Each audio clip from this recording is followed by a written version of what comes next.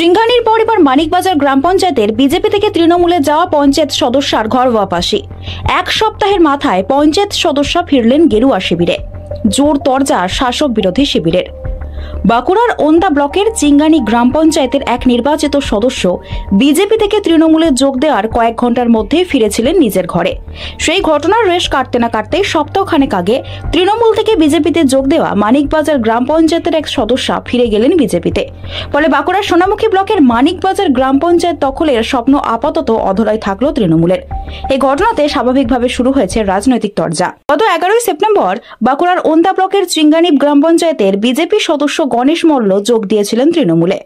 যোগদানের 8 ঘন্টার মধ্যে তিনি ফিরেছিলেন বিজেপিতে, যাকে ঘিরে দিনভর দল বদলের নাটক দেখেছিল রাজ্যবাসী। এবার সেই একই পথ অনুসরণ করলেন সোনামুখী ব্লকের মানিকবাজার গ্রাম পঞ্চায়েতের নির্বাচিত সদস্য শ্যামলী লোহার। গত 7 সেপ্টেম্বর সোনামুখীতে তৃণমূলের একটি সভায় তৃণমূলের বিষ্ণুপুর সাংগঠনিক জেলা সভাপতি সুব্রত দত্তের হাত ধরে শ্যামলী লোহার বিজেপি ছেড়ে তৃণমূলে যোগ দেন। শ্যামলী লোহার বিজেপি ছেড়ে তৃণমূলে যোগ দেওয়ার 9 আসনযুক্ত মানিকবাজার গ্রাম পঞ্চায়েতের 5টি আসন থেকে বিজেপি কমে দাঁড়ায় 4টি আসনে। অন্যদিকে তৃণমূলের সদস্য সংখ্যা 5 হয়ে যায়।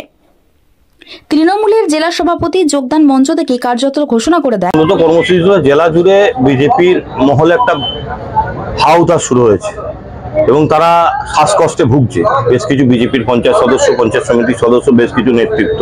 আমরা কিছুদিন আগে বিষ্ণুপুরেও বেশ কিছু কর্মী সমর্থক তৃণমূল কংগ্রেসে যোগদান করেছে। আজ সোনামুখী ব্লকের মানিকবাজার অঞ্চলের এক পঞ্চায়েত সদস্য এবং নবাসন অঞ্চলের 2 পঞ্চায়েত সদস্য তারা বিজেপি ছেড়ে তৃণমূল কংগ্রেসে যোগদান করবে। 2009টি সংসদ আছে, তার মধ্যে 5টি ছিল বিজেপির দখলে, 4টি ছিল তৃণমূল কংগ্রেসের দখলে। আজ একটা সদস্য বিজেপি ছেড়ে তৃণমূল কংগ্রেসে যোগ দেয়, 5-4 পরিসংখ্যান দেওয়া হলো। আগামী দিন থেকে তৃণমূলের নেতৃত্বে, তৃণমূল কংগ্রেসের নেতৃত্বে আগামী দিন মানিকবাজার পঞ্চায়েত পরিচালিত হবে। যে পঞ্চায়েত করতে তারা মূলত বিজেপিতে গিয়েছিল, হয়তো তৃণমূল কংগ্রেসের প্রতি একটু ভুল বোঝাবুঝি। প্রথম কথা, তাদেরকে ভুল বোঝানো হয়েছিল। তারা ভেবেছিল হয়তো বিজেপি কেন্দ্রের সরকারে আছে, মোদিজির বক্তব্য ডবল ইঞ্জিনের সরকার। বিজেপির বিধায়ক সাহেব বলেছিলেন ডবল ইঞ্জিন। তো ডবল ইঞ্জিনটা ভেবেছিলেন যে দুরকম ভাবে আমরা কাজ করতে পারবো। দেখলো যে পাশের বাড়ির একজন মানুষ বিপর্যয়ের দিন একটা ত্রিপল চাইতে গেছে, সেটাও কিন্তু দিতে পারেনি। সেই ক্ষোভ, বিক্ষোভ, মানুষের উন্নয়নের পাশে না থাকতে পারা একটা ইচ্ছা যেটা ছিল তাদের মনের মধ্যে, সেটা পরিপূর্ণ না হওয়ায় তারা তৃণমূল কংগ্রেসে যোগদান করলো। দেখুন, শ্যামলী লোহার যে যোগদান করেছিল, সে নিজের ইচ্ছায় তৃণমূল কংগ্রেসে যোগদান করেছিল। সংবাদ মাধ্যমের কাছে সে বলেছিল যে আমি বিজেপি থেকে কাজকর্ম করতে পারছি না, তৃণমূল কংগ্রেসে এসে আমি মানুষের জন্য কাজ করতে চাই। আজকে আমিও দেখলাম আবার শ্যামলী লোহারকে দিবাকর ঘরামি জয়েন করাচ্ছে। তবে এই জয়েন্টের পেছনে অন্য বন্ধ আছে। কারণ শ্যামলী লোহারের কাছে এলাকার মানুষ বলছে অর্থনৈতিক লেনদেন করেছে স্থানীয় বিধায়ক দিবাকর ঘরামি। তা পয়সা দিয়ে মেম্বার কেনা বেচার অভ্যাস বিজেপির আছে, এটা বিগত দিনেও মানুষ দেখেছে। আজও মানিকবাজারে সেটাই দেখলো মানুষ। যখন যোগদান করেছিল তখন শ্যামলী লোহারের যা বডি ল্যাঙ্গুয়েজ, যা মুখে হাসি খুশি ছিল, আজকে শ্যামলী লোহার বিজেপিতে গেছে, একটু আপনারা ছবিটা দেখবেন, শ্যামলী লোহারের মুখে হাসি নেই। আমার মনে হয় না উনি ইচ্ছাকৃত আজকে বিজেপিতে গেছেন। ওনাকে টাকা পয়সার থেকে শুরু করে ভয় দেখানো, যেটা বিজেপি করে, বিগত দিনেও বিভিন্ন স্টেটে করেছে, আজকে সেটাই করেছে। যেটা শ্যামলী লোহারের মুখের ভঙ্গি দেখলেই আপনারা বুঝতে পারবেন। করেছিলাম ওই যে ভয় দেখিয়ে ওরা করেছিল। 3 আঙুলের লোক বলছে তোমাদেরকে মারবো, থাকতে দেবো না, এখানে অত্যাচার করবো, তার জন্য জয়েন করেছিল।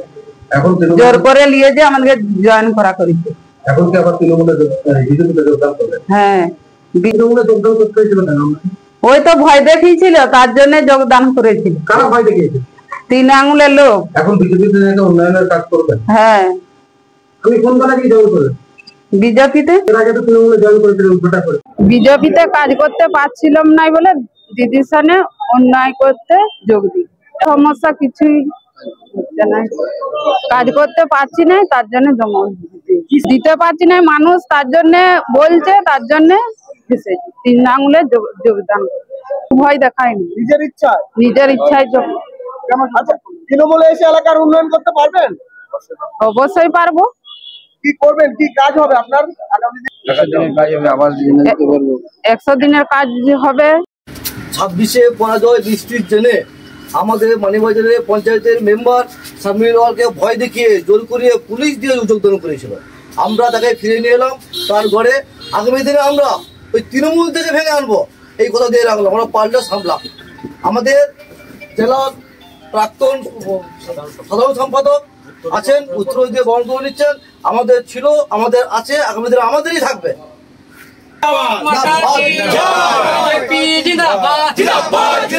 সেই দিন আমি একটা কথা বলেছি আপনাদের মাধ্যমে যে শ্যামলী লোহার মানিকবাজার পঞ্চায়েতের যিনি সদস্যা, ওনার স্বামীকে প্রচন্ড পরিমাণে ভয় দেখানো হয়েছিল।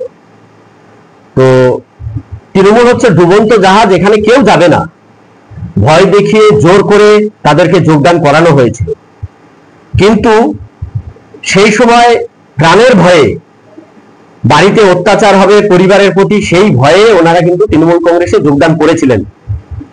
কিন্তু মন থেকে তৃণমূলকে মেনে নিতে পারেনি, কারণ ওনাদের দীর্ঘদিনের লড়াই ছিল যে তৃণমূলকে সরিয়ে পশ্চিমবাংলায় বিজেপিকে প্রতিষ্ঠা করবে। সেই সংকল্প নিয়ে ওনারা রাস্তায় নেমেছিলেন।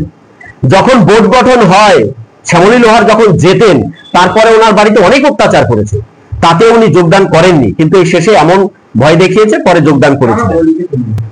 এই ভয়টা শাসক দলরা দেখাচ্ছে।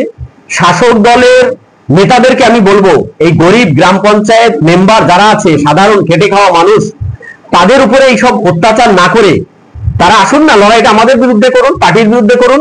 আমরা দেখবো কোন তৃণমূলের নেতা লড়াই করতে ভালোবাসেন। আমরা আছি লড়াইয়ের ময়দানে, বিজেপি নেতৃত্ব আছে। তা আজকে এই ভয় দেখিয়ে গরিব মানুষকে বিপদে ফেলার কোনো দরকার নেই। একটা ভোটার যাচ্ছে না, একের পর এক নির্বাচন সোনামুখীতে হারছে, মঞ্চে দাঁড়িয়ে লম্বা লম্বা ভাষণ দিচ্ছিল, বলছে নির্লজ্জ নির্লজ্জ। নির্লজ্জ কাকে বলে জানে? নির্লজ্জ এদেরকে বলে। এরা ভোটে যেতে না, 19-এ জেতেনি, এরা 21-এ জেতেনি, এরা 23-এর পঞ্চায়েত অনেক হেরেছে, গুন্ডামি করে কিছু জিতেছে, 24-এ হেরেছে।